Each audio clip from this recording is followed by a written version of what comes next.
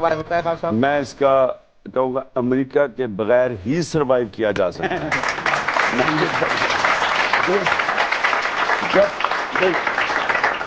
لیکن جو قوم اپنی عزت نہیں کرتی اس قوم کی کوئی عزت نہیں کرتا، اس قوم کے لوگوں کی کوئی عزت نہیں کرتا۔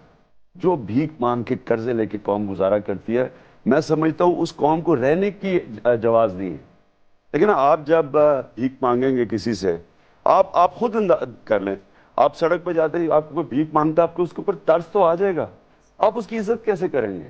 جو آپ کے سامنے ہاتھ ملائے گا، تو وہ ملک قوموں کا بھی یہی ہوتا ہے۔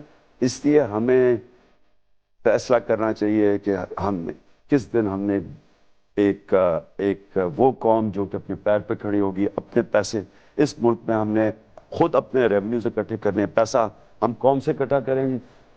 آپ کے اتنا بڑا اثاثہ اوورسیز پاکستانی ہے، ہم ان سے پیسہ اکٹھا کریں گے، اس ملک کو اس کا بجٹ بیلنس، خرچے کم کریں گے، آمدنی بڑھائیں گے، آزاد ہو جائیں گے یہ غلامی سے۔